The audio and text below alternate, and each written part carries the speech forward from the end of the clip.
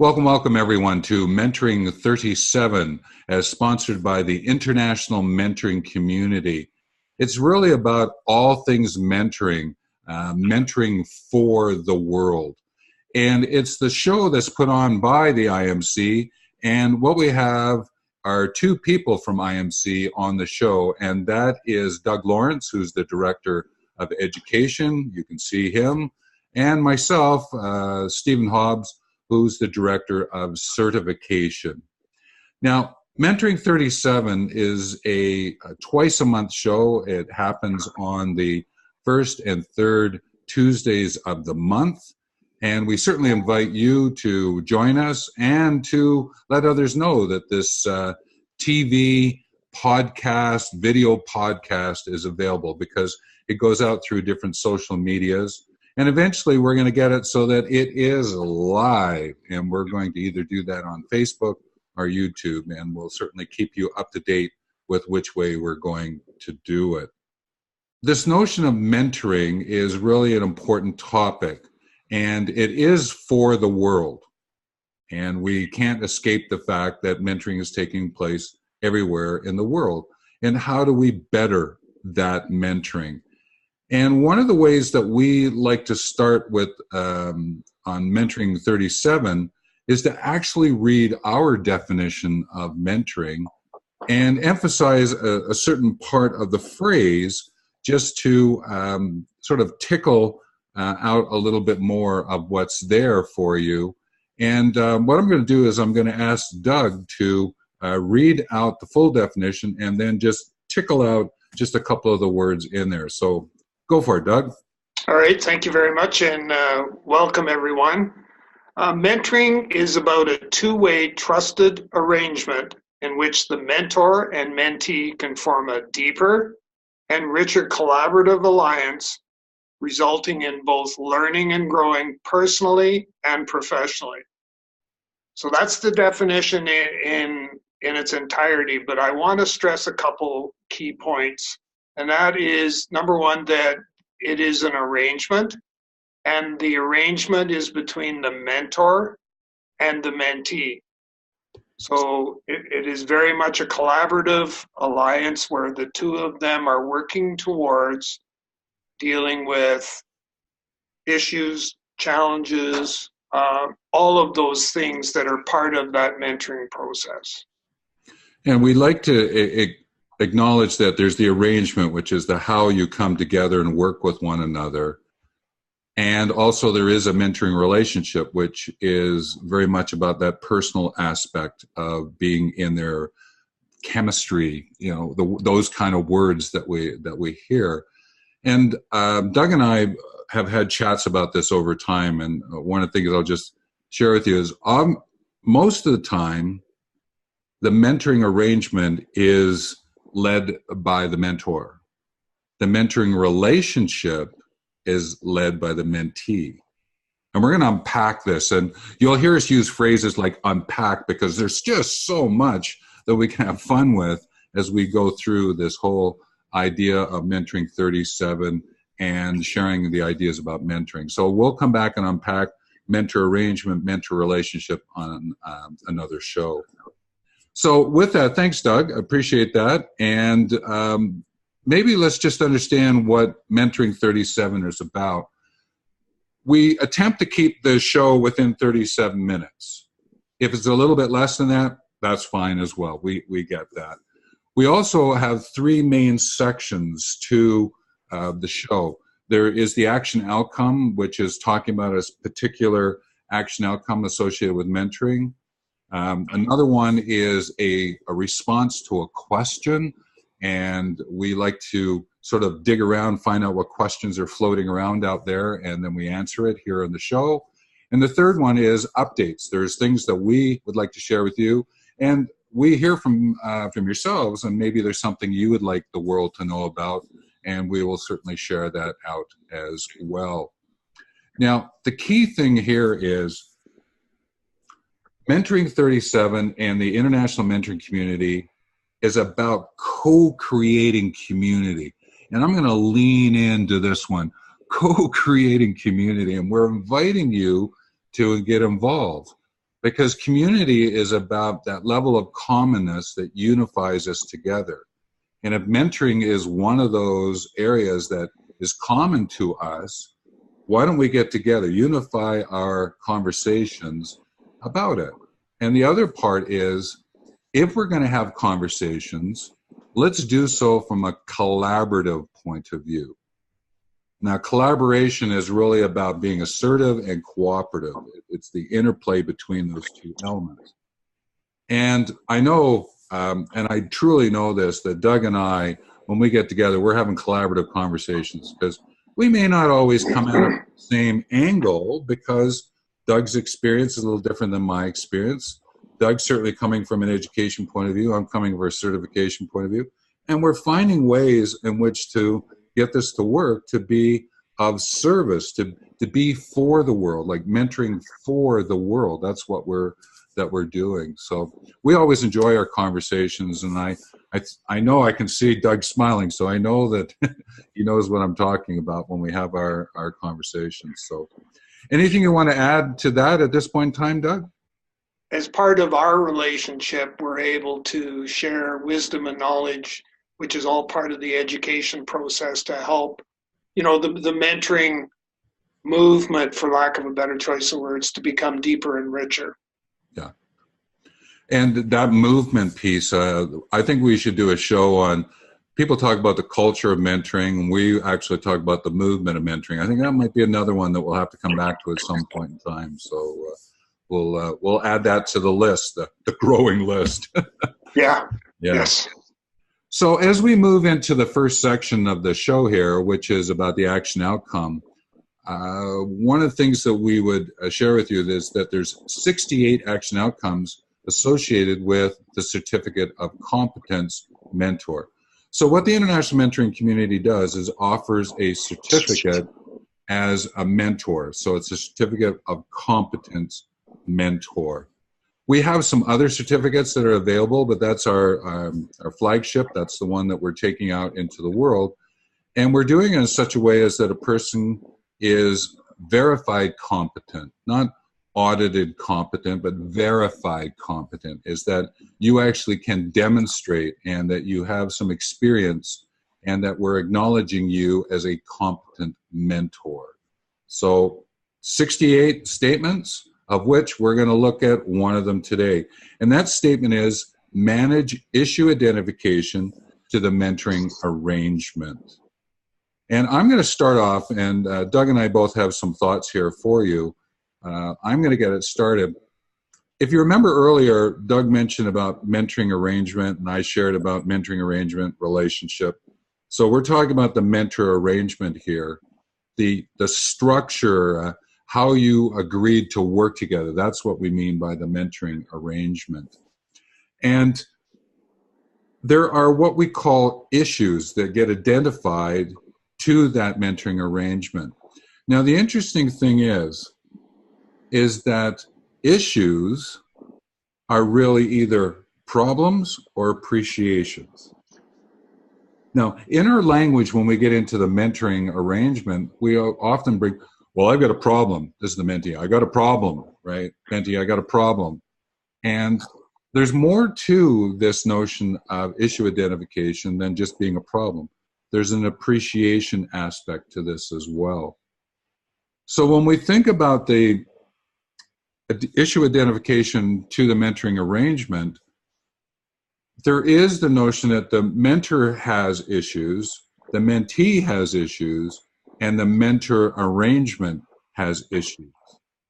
Now, we like to think, if we do this correctly, the issues are about appreciation, those things that are working well, those things that are helping, the joyful aspect of that. And the issue identification is, how do we do more of it? How do we keep that joy there? That's what issue identification is. And we sometimes forget that because we go to the other side of this and we go, problems, things we have concern about, right? The things that are hindering us, and we've got to deal with them. True, right? When you bring it, often the mentee is bringing problems from the workplace or life, or There might be the mentor has a problem with something that's happening, maybe the tardiness of the mentee to come to the meeting, any number of things. And we'll talk a little bit more about that. But there's also the mentoring arrangement is the issue could be is that we really enjoy having a cup of coffee, but it's not working doing it in the cafeteria at work because it's a little noisy with chairs and things moving around. So we have to understand that this issue is sometimes there's an appreciation part of it and a problem part of it, and what's helping, what's hindering, and how do you work together with that. I bring that to our attention because it's really about finding a dynamic balance.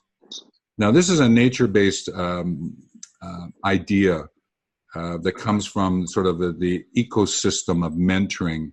Again, another topic for another day. But the idea is the dynamic balance. We've got to find the balance between what we call the problems and the appreciations. Because if you only deal with problems, appreciations sort of dwindle. But if you only deal with appreciations, then you may be missing some of the problems. And then what happens? So what you got to do is find that dance between them in this issue identification. The other thing that I would bring to our attention, and this is something that is kind of fun to work with, is that issues are really questions. So the questions that you bring, the mentee brings to the mentor, the questions are really issues. And if it's formed as a question, it seems to take the emotions away from what we would call the issue. Form it as a question. Quality of your question indicates the quality of your conversation, which leads to the quality of your life. And so the answer that comes to that question is initiatives. So issues have initiatives, right? Issues have, this is the way we're going to deal with it. That's the initiatives. So I just bring that forward because the other element of this that I have seen, and then I'm going to ask Doug, for, some ideas he has, and he's always got great stories, so he'll certainly share some stories with you. But one of the things that I have learned over time is that issues can be very simple all the way up to being very complicated. Now, in mentoring, you usually get to the world of complicated, but there are issues in our lives, in our workplaces, that get to the level of complex, all right? But usually in mentoring, you get maybe complicated. And usually when it gets complicated is when you are in a place where ethics are being compromised or the ethics door is being knocked on. I've got two doors in behind me, right? And if you're knocking ethics, then that's something to really pay attention to. That's when things can get complicated. So with that, and with that introduction, we were always looking for the dynamic balance of issues. Doug, you want to share any other points that you have? And again, I know you have a story here for us as well. I do, and I come at this from a little bit of a different approach. I still come at it from the aspect of, the issue, the appreciation, and the problem aspect, and I look at it that if we're not able to, through the arrangement that both the mentor and the mentee have, if we're not able to identify, number one, identify the issues, and number two, figure out how are we going to deal with those, they will become something that is more complex, such as, like you've said. I like to come at it from a little bit different angle, and sometimes I do this and sometimes I don't. And I know, we're probably going to say, well, it should be a consistent approach. It depends on the person, and that's that I frame the issues in the context of opportunity.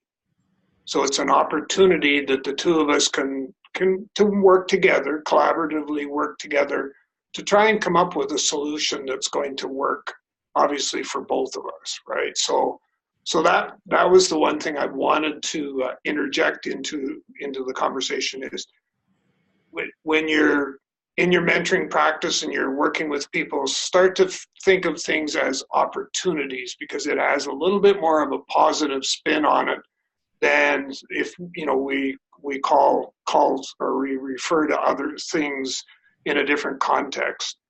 Just to give some context around all of this is that excuse me, I was working with a young person who had been referred to me by another mentor who said, I can't, the relationship isn't clicking, we're just not getting together, it's not working for us, can you spend some time with this person? And so one of the things that I observed very, very quickly, which was an issue, was the aspect of, it was partly cultural, but was the aspect of self-esteem, self-confidence, and self-doubt. And those were issues that we needed to be able to deal with. Otherwise, they became obstacles and barriers to work moving forward and dealing with the professional growth of that particular individual. And so trying to figure out how are we going to frame this opportunity into an opportunity was something that, we had to go through. And in some cases, it was very simple by me just affirming my belief in their ability to move forward. You really truly are a good person. I can sense that, so on and so forth. And framing it in a positive context in order to be able to move forward with it, addressing the situations before they did become something more than what they were. Thoughts? And I always appreciate this whole notion of the self-doubt, self-awareness, self-concept. A lot of times that's in behind. I agree, it's in behind. And one of our famous words in Mentoring37 and IMC, we got to unpack that sometime. You got to find out what's going on in there before you can really get down into really what's at the core of what they want to talk about, but it's what's of core to them. So I certainly agree with that. It's interesting you talk about unpacking. I did a podcast last week on effective mentoring, preparing tomorrow's leaders. And at the end, when we kind of debriefed afterwards, one of the comments that was made by one of the co-hosts was, "Oh my gosh, I didn't believe that mentoring was that deep." Wow. That's impressive. I went, okay. And I know in past instances, when I was doing some mentor training and stuff like that, one of the comments that was a consistent comment was, we didn't realize that there was this much to mentoring. And now you take it beyond where I was then to where I am now, where I've experienced a deeper, richer mentoring experience itself, which has now provided me with the tools to actually go deeper in my mentoring arrangement, my mentoring relationship with whoever I'm working with. It's given me that opportunity to be able to do that. For sure. And I know one of the things that you do is that you're always looking for questions, which is going to take us into the second section of Mentoring 37. And you go out and you talk to people. You also go to Quora. You just read articles that are coming in. Which one did you select for the show this time? I selected one off the Quora site. So as you've indicated, I get emailed these questions direct from the Quora site. And the one today that I picked was, what is your best advice for someone who is thinking of mentoring others? So one of the very, very first things that when somebody asked me this, or we're having a dialogue around this particular conversation, is that in order to properly be of service to others, it's my recommendation is that you get some form of training. And I know the whole training aspect, I'm obviously, as you are, we're kind of biased with which training it should be, but having said that, if a person says, no, I don't want to go down that road, and I'm still going to suggest, recommend, insist that they get some sort of training in order to have some of the basics, understand some of the concepts.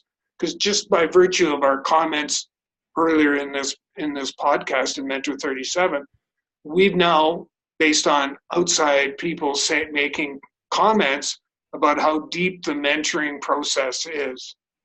Now, that's like going into a gunfight without any bullets. Is that something that you really want to do? And I have heard of horrible situations where the mentor should never have been given that opportunity to mentor somebody else.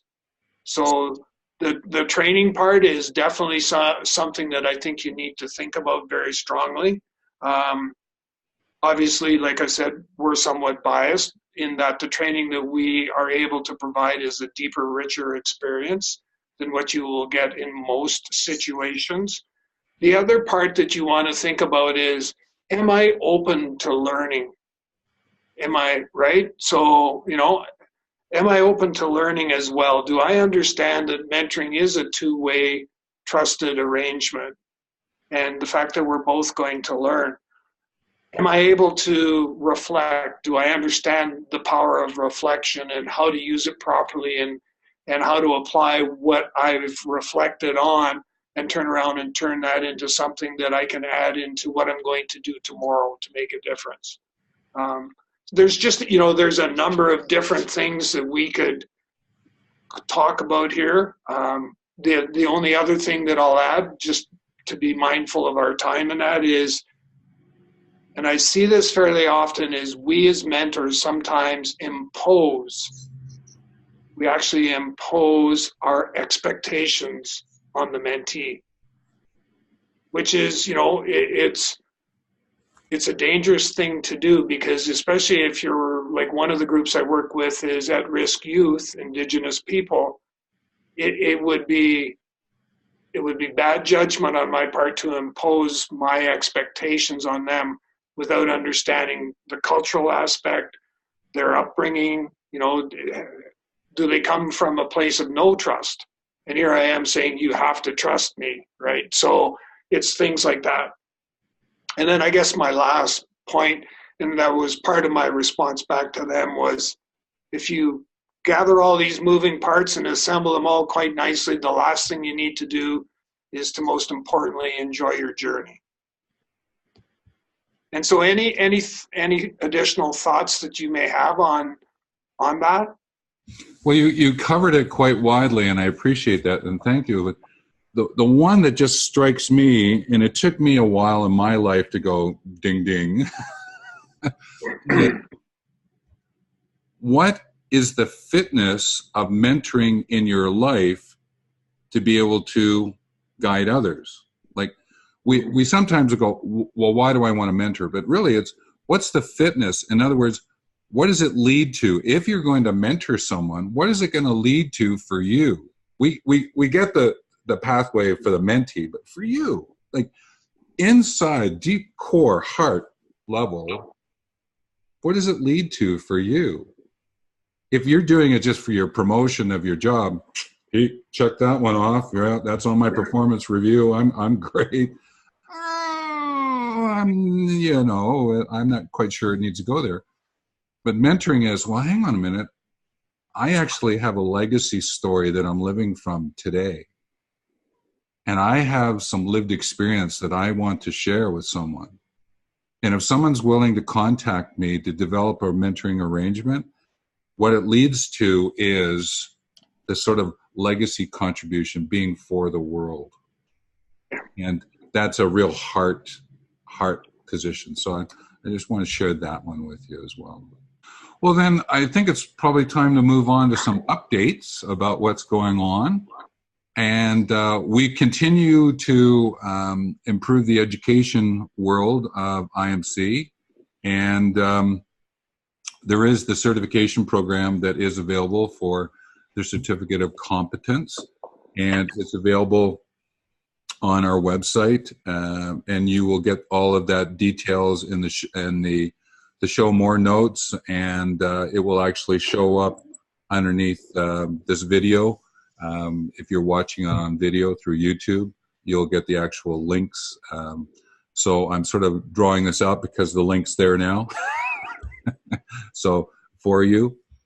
And is there anything from an education certification point of view that you wanted to add at this point in time, Doug? Is there any special education perspective that's on the agenda for you?